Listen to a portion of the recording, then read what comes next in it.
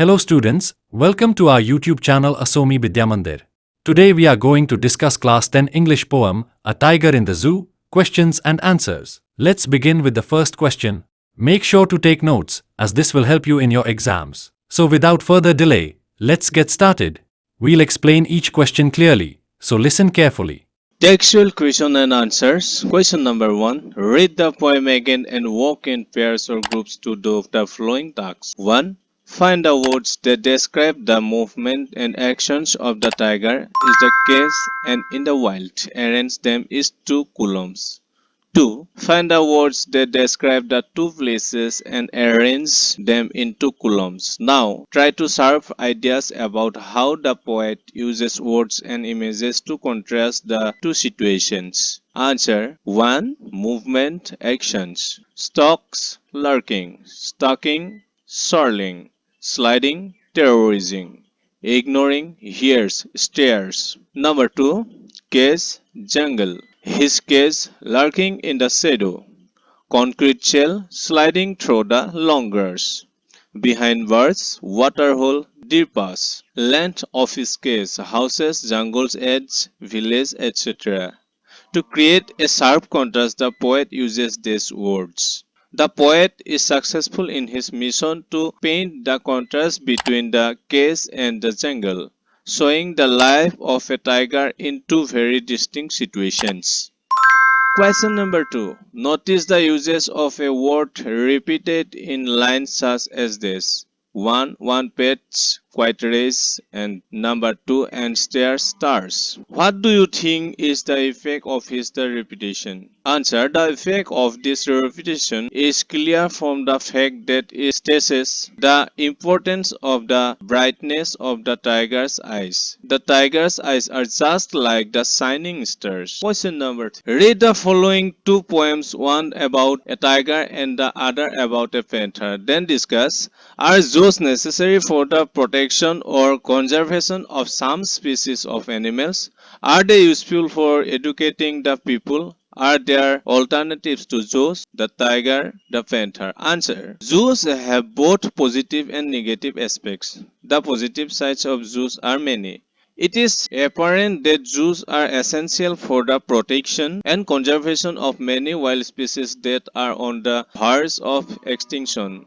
The sole reason is that their habitats are shrinking owing to the urbanization and industrialization. The poachers too have played a cruel role in this respect. Zoos are useful for educating the public because public becomes aware of them and begin to learn about their usefulness to human life. The animals world generally restores ecological balance without which the earth may be in danger. There are alternatives to zoos which can be in the form of wildlife sanctuaries. Question 4. Take a point of view for or against zoo or even consider both points of view and write a couple of paragraphs or speak about this topic for a couple of minutes in the class. Answer. Zoos have both positive and negative aspects. The positive aspects of the zoo are manifold. Zoos are essential for protection and conservation of many wild species. Some animal species are quite extinct now. Some are on the verge of extinction. To keep ecological balance, animals are necessary. These zoos educate the people about wildlife. Zoos are not required because in them many wild animals die owing to the lack of proper habitats, food, etc. There are no alternative to zoos. We should keep the animals with proper care like our own children. Question number 5. How does the poet describe the behaviors of the tiger in a cage? Answer. The tiger is in the cell of a zoo which has a concrete floor and iron bars. He walks in this limited area and is quite angry due to his imprisonment. He ignores the visitors. He is quite helpless and just looks at the shining stars with his shining eyes. Additional question and answers. Question number 1. Where is the tiger locked? Answer. Tiger is locked in the concrete shell. Question number 2. How does the tiger feel inside the cage? Answer. Inside the cage the tiger becomes angry and displeased. Question number 3. What does the tiger do at the edge of the village? Answer. The tiger snarls, baring its claws and terrorizing the villagers. Question number 4. What would the tiger have done if he were in his natural habitat, the forest? Or what would the tiger have been doing if it were in its natural habitat?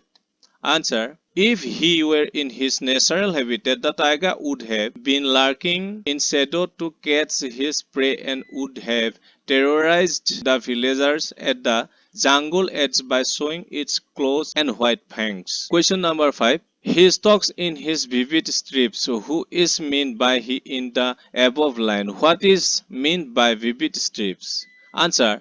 The tiger is meant by he in the above line. The strips that the tiger had in his body was very bright. This is meant by vivid strips.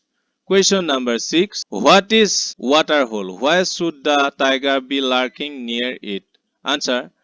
A waterhole is a low area in a forest where water collects and wild animals come to drink. The tiger should be lurking there waiting for the plum deer. Question number 7.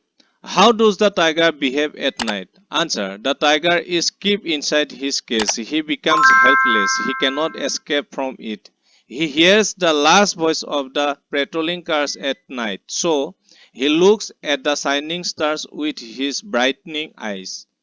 Question number 8. What does the poet think? Where should the tiger be? Answer. According to the poet, the tiger should be in the jungle because it is his natural habitat. He should be moving in the long grass near a waterhole. He should lurk in shadow to hunt his prey. Question number 9. What does the tiger behind the bars in the zoo do? Answer. The tiger is now in the cell of the zoo. The cell has a concrete floor. His stance now is behind his cage bars. The bars are made of iron. These cannot be broken. He walked this way and that in race in the cage.